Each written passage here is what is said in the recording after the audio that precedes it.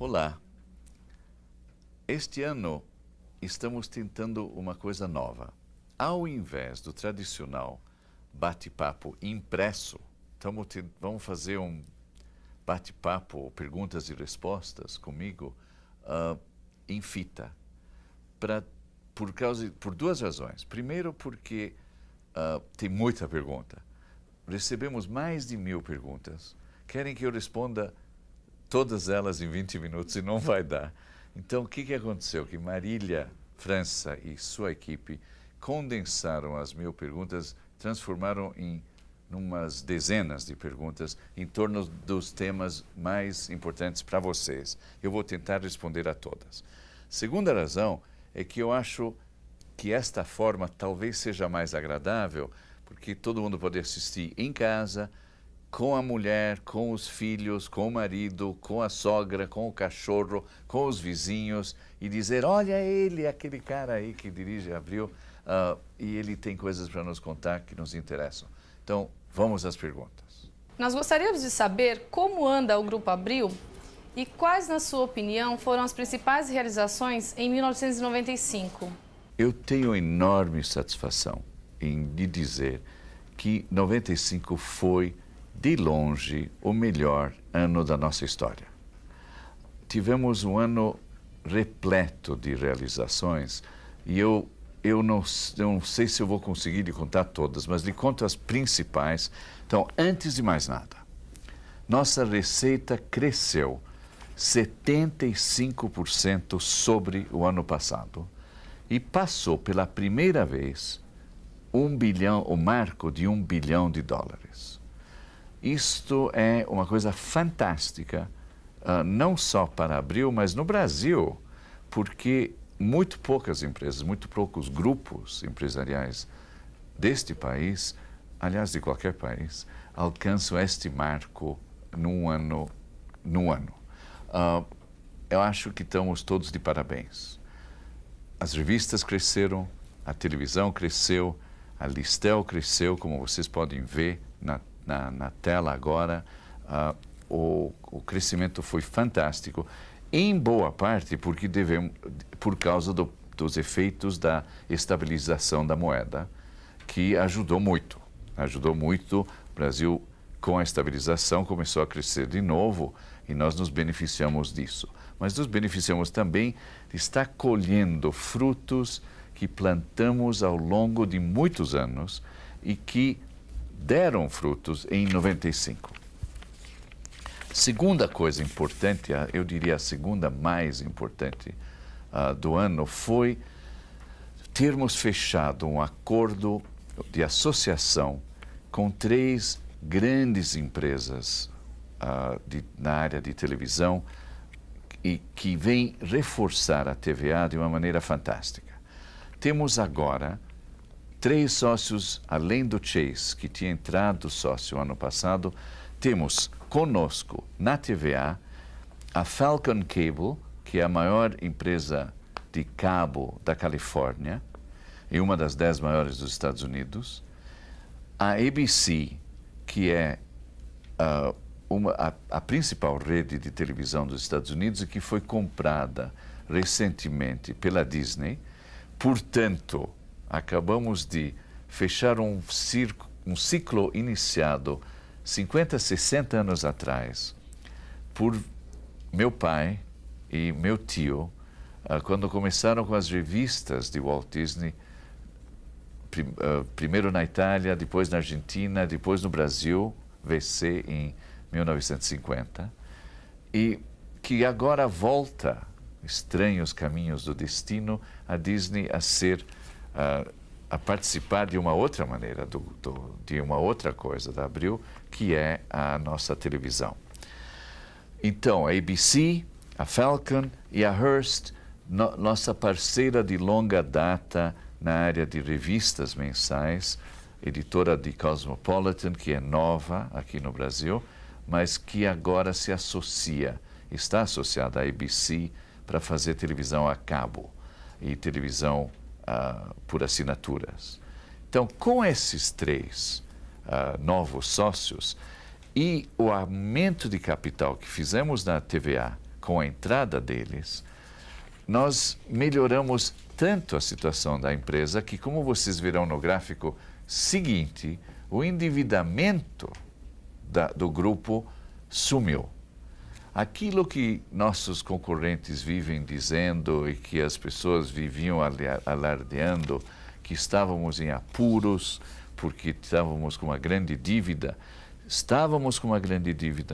nunca chegou a ameaçar os alicerces do grupo. Foi uma grande dívida contraída para construir a TVA e agora está liquidada, não tem mais grande dívida nenhuma. Por quê? Porque geramos caixa com nossas vendas esse ano, porque entraram recursos novos através dessas novas associações e porque, por essas duas razões, e temos agora zero de endividamento. E ainda recursos suficientes, isso feito junto com investimentos maciços esse ano, de cerca de 100 milhões de dólares. Entramos com investimentos de 100 milhões de dólares novos em 95. Pretendemos investir pelo menos outro tanto em 96. Como vocês estão vendo na tela, esses investimentos representam ou significam e comprovam a confiança que a Abril tem no que está fazendo no futuro e no futuro do Brasil. A Abril trabalha cada vez mais com freelancers. Isso reduz mesmo os custos? E a qualidade dos produtos continua garantida? Como o senhor vê os processos de reengenharia dentro do grupo? Bom, primeiro, questão de sobrevivência. Uma das coisas que temos que fazer, a coisa mais importante que temos que fazer, é de garantir a nossa competitividade, manter as vantagens comparativas que temos atualmente. Então, se nós não conseguirmos manter nossos custos sob controle, ou até aumentar nossa produtividade, vai chegar o dia, e chega inevitavelmente para qualquer empresa do mundo, em que você não consegue mais competir. Portanto, primeira obrigação de um organismo vivo, uma empresa é um organismo vivo, principalmente porque é constituída por gente. A Abril, mais do que qualquer outra, depende dos seus 10 mil e tantos funcionários que são a Abril. A Abril não é suas máquinas, os seus equipamentos, são as pessoas que a fazem. Mas nós temos que ser eficientes, temos que ser eficazes e temos que, então, onde tem oportunidades de racionalização, é obrigação da direção da empresa, de todas os executivos de todas as unidades, de buscar a máxima eficiência. Então, isso às vezes significa, hoje em dia, terceirizar. Por que terceirizar? Porque se descobriu que é mais fácil, é mais eficiente fazer as coisas fora do que fazer em casa. Você tem que fazer em casa aquilo que só você pode fazer. Você não pode fazer, não deve fazer o que alguém possa fazer melhor do que você. Então, a Abril está tentando concentrar no que ela entende, no que ela faz melhor e que não dá para transferir para terceiros.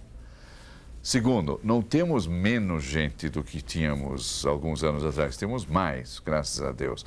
Tem mais de 10 mil pessoas trabalhando diretamente na Abril, sem contar todos os nossos fornecedores externos. O crescimento da concorrência na área de revistas assusta a Abril? O senhor acredita que ainda há espaço para novas publicações? Por falar nisso, como andam as nossas revistas? Ótima pergunta. Primeiro, se crescimento da concorrência assusta. Assustar, não. Assustar não assusta. Mas acho fundamental que nós fiquemos sempre de olho na concorrência. A gente não pode jamais se deitar em cima dos louros e dizer somos os melhores, somos os maiores. Somos os melhores e maiores de longe. Esse ano demos um show de bola. nossas nossas revistas venderam 70 milhões de exemplares a mais. 70 milhões de exemplares a mais do que o ano passado. E alcançamos um total de 200 milhões de exemplares vendidos até o fim de dezembro. Isso é um marco absoluto na nossa história. E o que torna ele ainda mais gostoso é que crescemos mais do que todos os outros editores do país juntos. Chegamos a 55% de todas as revistas vendidas no Brasil. Ou seja, mais de de cada 2 revistas se compra, ou se vê, ou se lê neste país, é feita por vocês. E eu estou muito contente com isso, porque ninguém compra essas revistas só para me agradar ou porque tem arvorezinha na capa. Compram porque são as melhores revistas do país. No momento, 9 entre as 10 maiores revistas do Brasil são nossas. Tem um intruso nessa lista que me irrita. Eu estou sempre dizendo, por que não 10 de 10? Mas, enfim, 9 entre 10 não é ruim. E vocês notarão que tem surpresas nessa lista. É uma lista divertida, porque normalmente não se vê normalmente essa lista, mas eu me orgulho muito dela. Orgulho também saber que das próximas 10, da 11ª à 20ª, 6 são nossas, ou 7, porque 16 de 20 das maiores revistas brasileiras são editadas pelo Grupo Abril, que indica só uma coisa: qualidade, que elas são revistas nas quais o público confia e das quais o público gosta. Agora, grande notícia do ano, do ponto de vista eu diria, realmente entrar nos recordes da história da imprensa brasileira, é que Veja passou a revista Der Spiegel, que era até então a 4ª maior revista semanal de informações do mundo, tomou o 4º lugar, alcançou o marco de 1.200.000 exemplares por semana, e é hoje a maior revista semanal de informação do mundo, fora dos Estados Unidos. Isso não é todo mundo que faz, é difícil fazer. Mais uma vez, foi feita por uma combinação. Isso aí envolve uma combinação importante de fatores, envolve uma redação extraordinária, envolve uma gráfica fantástica, envolve uma distribuidora magnífica, uma operação de entrega de porta em porta, Irmãos Reis, que não tem igual no Brasil, uma operação de venda de assinaturas que é de longe a melhor coisa que jamais foi vista neste mercado, e tudo isso em conjunto, e uma revista que conta a verdade. Não dá brindes, não dá espelhos, não dá enciclopédias, não dá CDs, apenas dá a melhor informação que se tem no Brasil hoje. E é por isso que é a maior revista do Brasil, de longe. Notem no gráfico que está aí na sua frente agora, a distância entre Veja e as suas mais próximas concorrentes. Banho, como alguém disse, o baile na concorrência. Finalmente, comprovando isso tudo de um outro jeito, superamos este ano o marco de 5 milhões de assinantes. Temos hoje, assinando diferentes coisas nossas, mais de 5 milhões de assinantes. 4,6 milhões são assinantes das revistas, mais de 600 mil são assinantes da TV, da TVA, e cerca de 100 mil, cento e poucos mil, são assinantes da Abril Livros. Isso é um voto de confiança de um outro tipo, pessoas que colocam seu dinheiro na frente para receber, porque confiam muito naquilo que nós vamos lhe entregar depois. Doutor Roberto, a gente soube que a necessidade de vender a gráfica foi superada. Então a gente quer saber quais são os seus planos de investimento nesse setor, se vai haver uma segunda gráfica e se houver essa segunda gráfica, aonde ela vai ser construída? Bom, primeiro, a gráfica não vai ser vendida. A gente, na realidade, nunca pensou em vender a gráfica. Pensamos num momento de aperto em arrumar um sócio para a gráfica, mas essa não foi uma brilhante ideia e, felizmente, não foi necessário fazê-lo. O que decidimos agora fazer é o seguinte. Primeiro, a gráfica da Marginal vai se transformar numa gráfica basicamente só de rotogravura. E vai continuar investindo em ser a melhor e maior e mais eficiente gráfica do gênero do Brasil e da América Latina. Adicionalmente, temos que fazer outras gráficas, porque as tiragens estão crescendo tanto que não dá para botar tudo numa gráfica só na Marginal. Não dá e não convém. Doutor Roberto, quando e como o senhor percebe que deve lançar ou fechar uma publicação? Lançar é quando alguém tem uma boa ideia e consegue vencer todas as barreiras para implantar a ideia. Porque primeiro tem que vender a ideia para o seu chefe, depois tem que fazer um projeto, depois tem que fazer um boneco que funcione, depois tem que fazer pesquisa e depois tem que fazer um plano econômico para ver se há alguma chance da revista não sobreviver, não quebrar. E depois, finalmente, quando a gente... Isso é um processo, não é assim. Um dia alguém acorda de manhã e diz, vou fazer uma nova revista. Não é assim. Então, as revistas surgem e nascem de mais diferentes maneiras. Morrem, fecham, quando a gente começa, primeiro, a perder dinheiro. Segundo, a achar que não tem como inverter a curva, ou seja, que a gente tenta sempre consertar. Porque revista, para mim e para quem faz revista, é como filho. Você não larga na primeira crise. Como o senhor encara as recentes críticas da revista Isto É, Abril e especialmente a TVA? O que fazer diante da forte concorrência? A TVA vai sobreviver? Valeu a pena todo esse investimento? Ok, vamos lá. Primeiro, revista Isto É. Dois problemas com eles. Primeiro problema é que a gente publicou uma matéria em Veja falando das empresas que estavam devendo mais dinheiro ao erário público e mencionamos que eles tinham recebido uma enormidade de dinheiro do governo Quércia e nunca tinham devolvido, naturalmente.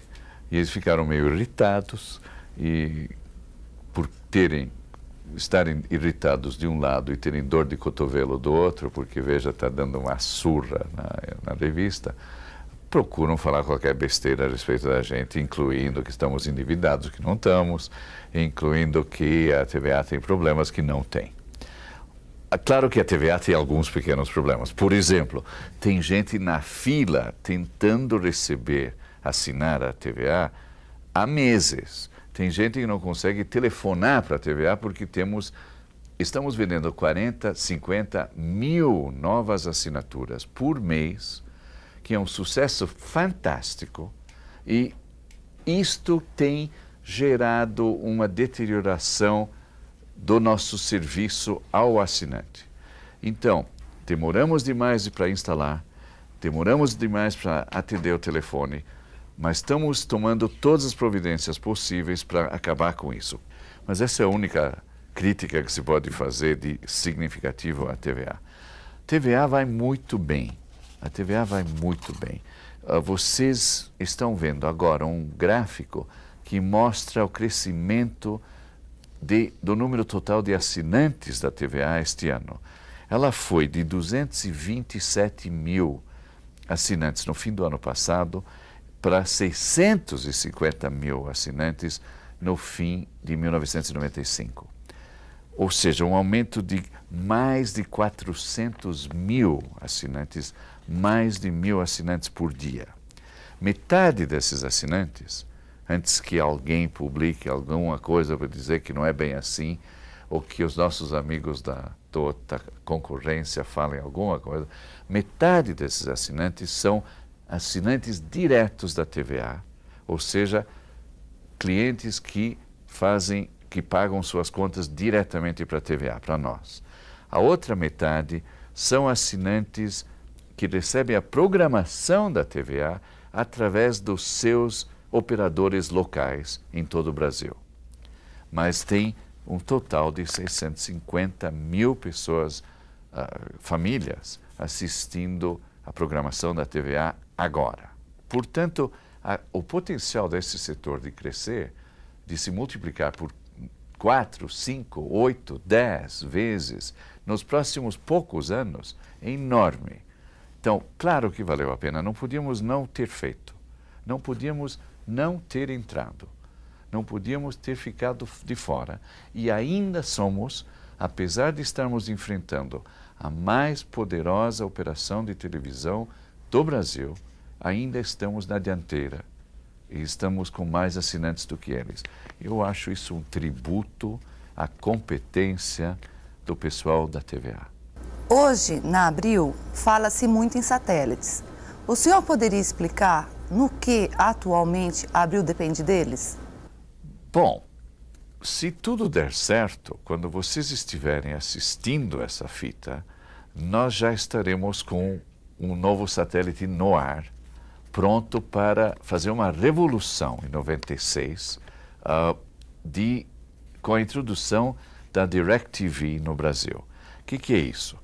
É aquela televisão que tem nos Estados Unidos há um ano apenas, novidade absoluta, novo tipo de satélite, nova compressão digital do sinal, que não interessa o que isso significa tecnicamente, o que significa para vocês e para todo o público é que a imagem que você terá na tela é uma imagem de cinema, muito melhor do que a imagem atual de cabo, ou de MMDS ou de televisão normal. Mas muito melhor, parece cinema. O som estereofônico com qualidade CD, você pode pegar com uma antena desse tamanho, de uma pizza grande, em qualquer lugar do Brasil, 72 canais, com esta qualidade e mais 30 canais de áudio. E nós vamos ser os primeiros com esse serviço no Brasil, mas muito tempo antes do que os outros, os tão badalados outros que se autobadalam toda noite no Jornal Nacional. Não prestem atenção no Jornal Nacional, fiquem de olho no projeto da TVA. Chega primeiro, vai ser melhor. O senhor não acha necessário investir numa política que estimule um contato maior, que favoreça um melhor conhecimento mútuo entre as várias empresas do grupo? E mesmo entre as diversas áreas de uma mesma empresa, não seria um meio de promover a cooperação entre elas? Aliás, quando é que o senhor vai cumprir a promessa de visitar cada uma das empresas do grupo? E as sucursais, que também estão reclamando uma visita sua? Olha, na teoria, eu deveria estar andando o tempo todo por aí. Na prática, eu não tenho conseguido. Essa é uma das razões que eu decidi fazer essa fita, porque queria estar mais próximo de cada um de vocês. Prometo que, na medida em que me deixam sair da minha sala e param de fazer tantas reuniões chatas, eu vou circular mais o ano que vem.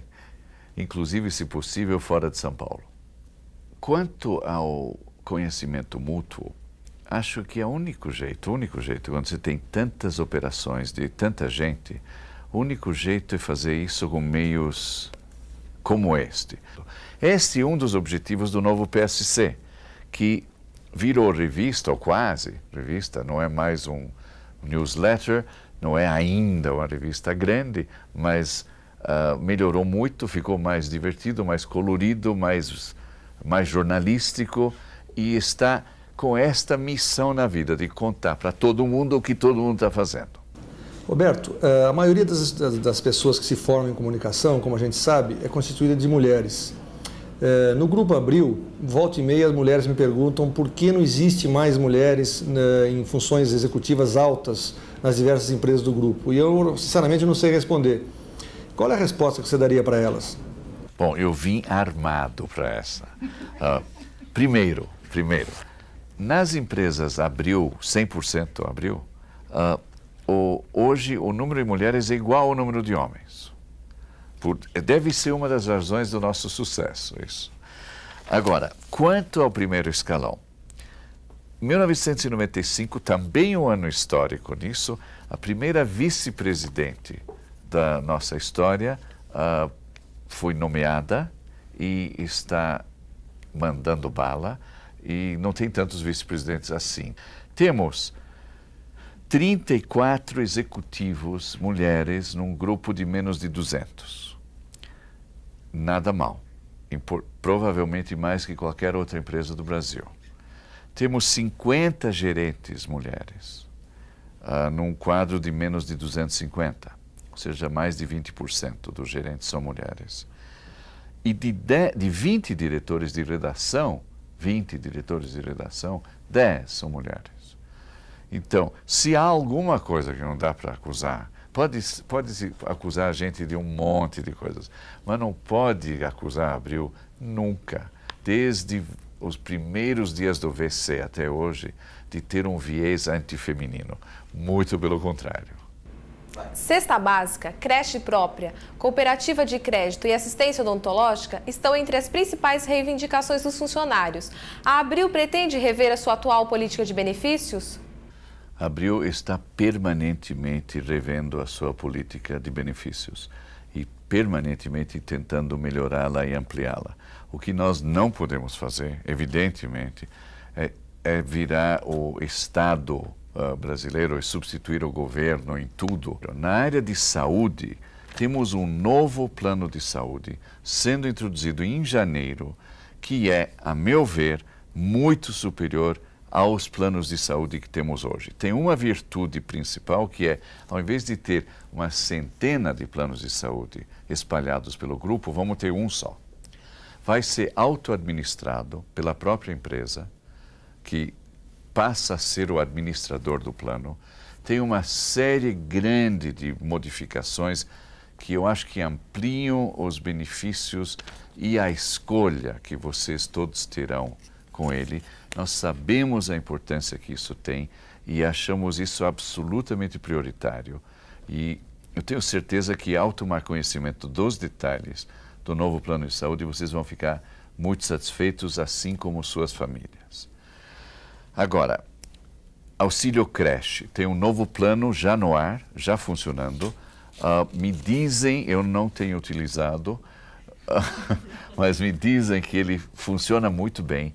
Não dá para fazer uma creche em cada local em que estamos instalados, porque estamos instalados em dezenas, mais de 20 só em São Paulo. No resto, a gente está permanentemente estudando, através dos recursos humanos corporativos, tudo que as outras empresas fazem, tentamos ficar à frente, não atrás, e oferecer mais e melhores serviços e benefícios deste gênero para todos vocês, porque sabemos quão importante é para vocês e suas famílias. Funcionários de diversas empresas do grupo se sentem prejudicados com as diferenças em alguns benefícios, tais como plano médico, ticket refeição, falta de ônibus, entre outros. Há possibilidade de igualar esses benefícios? O grupo Abril é composto por mais de 20 diferentes unidades operacionais. Algumas dessas unidades têm sócios diferentes, algumas têm participações, aliás, cada vez temos participações acionárias diferentes nas diferentes unidades. Então é muito difícil igualar tudo por cima ou de cima e por cima. Temos que levar em conta a situação competitiva, as possibilidades de cada unidade e os desejos dos seus acionistas. Mas, na medida do possível, a gente nivela sempre para cima e sempre tentando melhorar a qualidade dos serviços. Como está a previdência privada? E por que ela não se estende a todas as empresas do grupo? A Abril Prev foi fundada 1 ano e meio atrás. Já tem cerca de 6.500 participantes, ou seja, 2/3 de todas as pessoas que trabalham no grupo. Está sendo oferecida Estamos tentando estendê-la para todas as empresas do grupo. Eu sei que Caras já entrou. A TVA entra agora em janeiro. A DINAP está decidindo se entra ou não entra. E aí só ficará de fora uma empresa do grupo. Ou seja, daqui a pouco todas as entidades do grupo vão ter acesso a Abril-Prev, que vai muito bem, que já tem um fundo de 10 milhões de dólares constituído e que vai ser finalmente um sistema, vai oferecer a todo mundo uma perspectiva de aposentadoria decente contra aquela que a gente vem pagando há décadas sem grandes expectativas de conseguir se aposentar direito com ela, que é a previdência do governo. Roberto, na sua fala recente aos executivos do grupo, você mostrou que houve um aumento real de salário no Grupo Abril em 95. No entanto, frequentemente as pessoas não têm essa percepção. Existe uma percepção bastante difundida de que a Abril já pagou salários melhores e que hoje não é mais o que era. Para quem tem esse ponto de vista ou essa impressão, o que você diria? Bom, a primeira coisa que eu quero dizer é que eu nunca vi uma pesquisa em nenhuma empresa, em nenhum lugar do mundo, em nenhum exército, nenhuma igreja, em nenhum governo, em nenhum nada, em que as pessoas achassem ou achavam que estavam ganhando demais. Mas eu tenho umas boas notícias nesta área. Olhem este gráfico, este é o meu preferido do ano.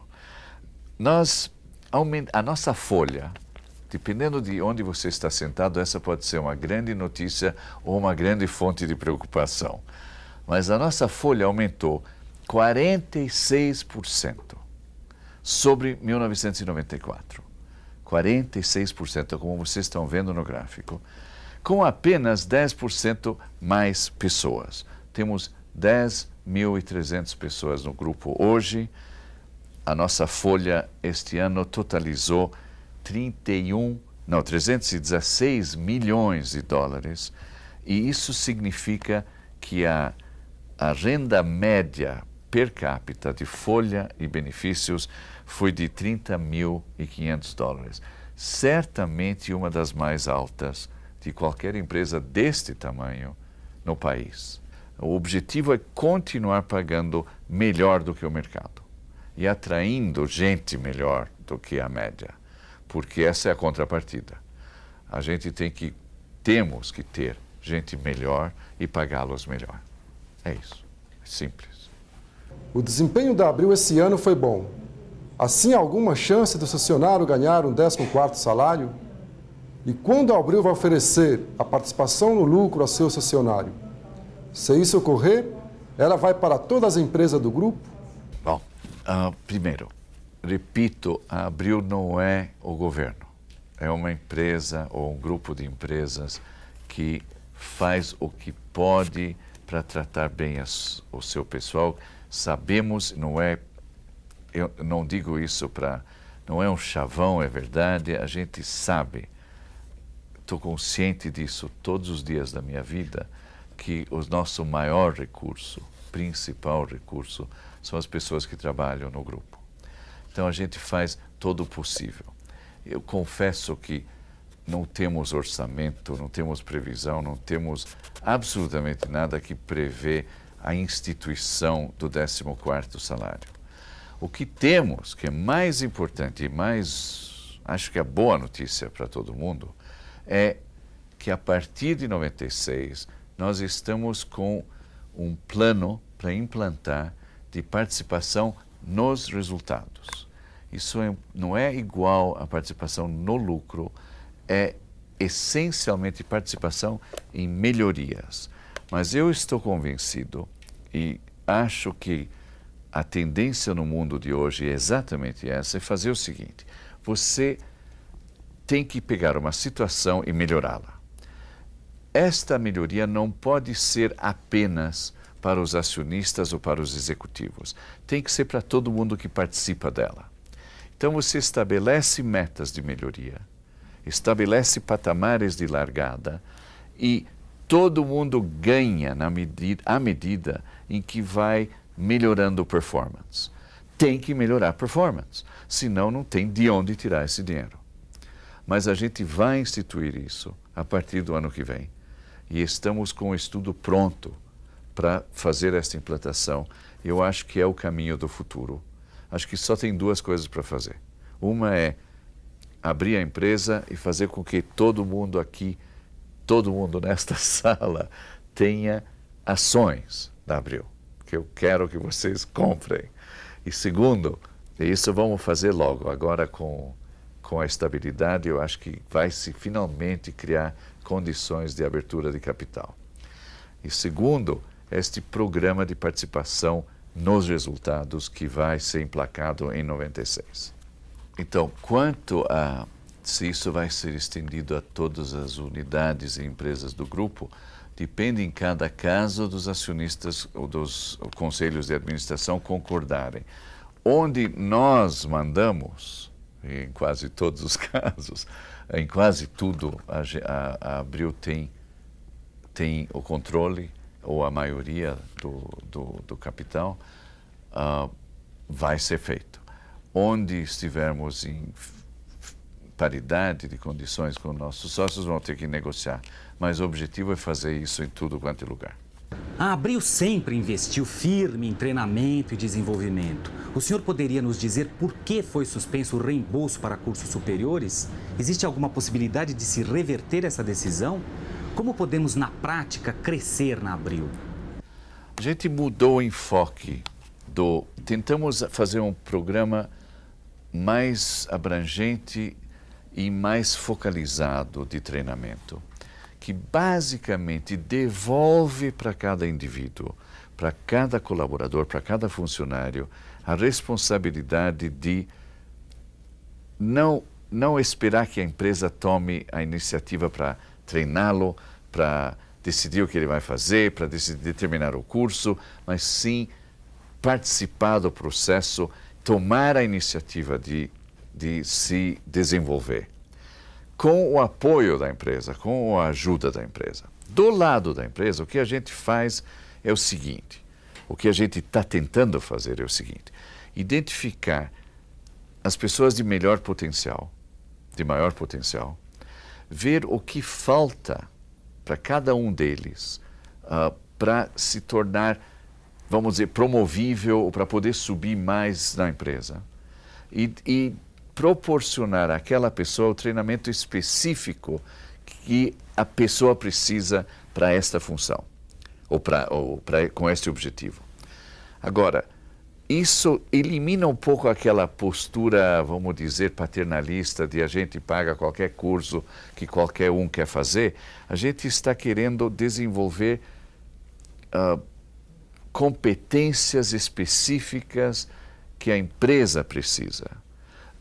E, ao mesmo tempo, esperando que o funcionário entre com o seu quinhão em certas áreas. Acho que não cabe à empresa fazer curso superior. Isso não é a nossa função.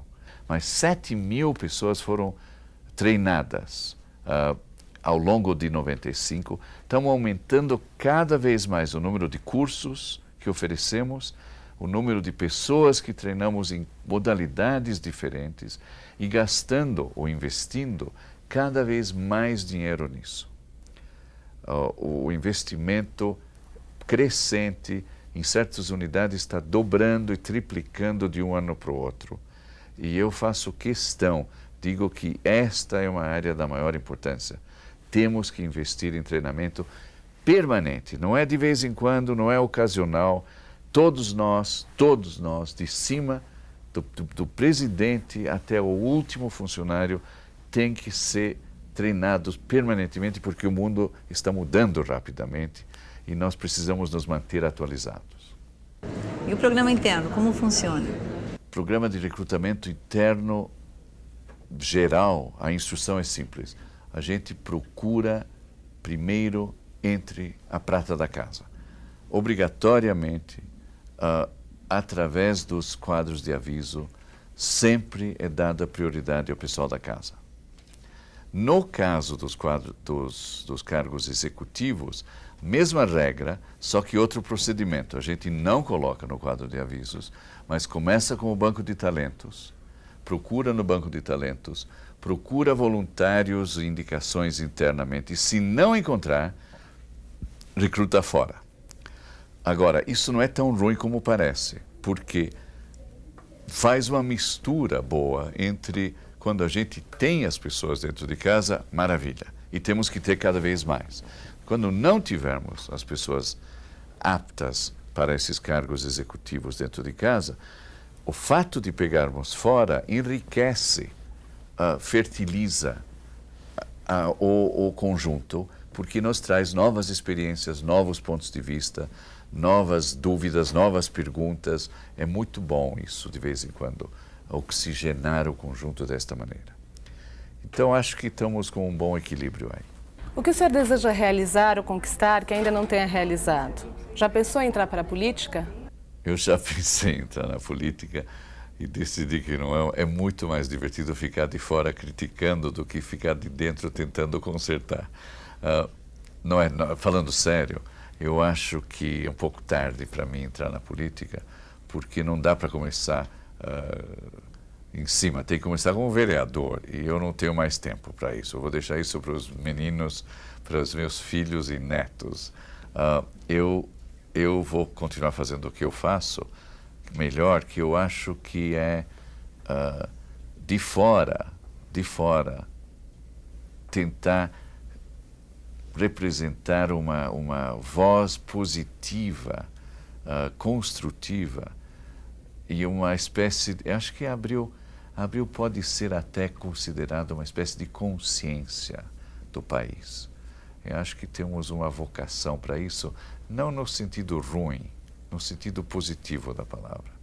Eu acho que a gente faz isso bem, eu acho que eu tenho uma certa queda nessa direção e vou continuar fazendo exatamente isso. O que eu gostaria de fazer, se eu pudesse, é fazer uma revista em vez de fazer 250. Eu gostaria de pegar uma revista na mão e fazê-la para tirar umas férias do que eu faço. Tem coisas muito mais divertidas do que dirigir uma empresa. Uma das coisas mais divertidas é fazer as coisas, mão na massa. Na medida que você vai subindo a hierarquia, e olha, isso é um aviso para todo mundo, fica melhor, a sala aumenta, o salário aumenta, isso não é ruim. O tamanho da sala, o número de secretárias às vezes aumenta, mas o divertimento diminui. Só te trazem abacaxis e você nunca consegue fazer nada que você gosta de fazer. Então não esqueçam e não digam que eu não avisei. O senhor já sofreu algum atentado ou ameaça de sequestro?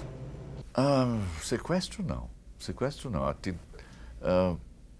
Alguns assaltos, mas isso é normal, todo mundo já teve. E ameaças de morte, essas coisas o tempo todo, ameaças de bomba, explosão, tiro, represália, vingança, constante. Isso, absurdo. Olha, é o mínimo que você pode esperar se você é o editor de Veja. O senhor cuida da sua saúde, senhor Tivita? Assim, faz exames periódicos, caminhada, dieta, esse tipo de coisa? Deveria.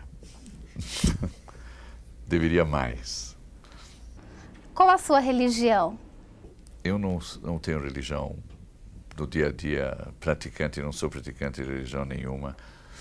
Não tenho as dúvidas a respeito das religiões todas que eu conheço.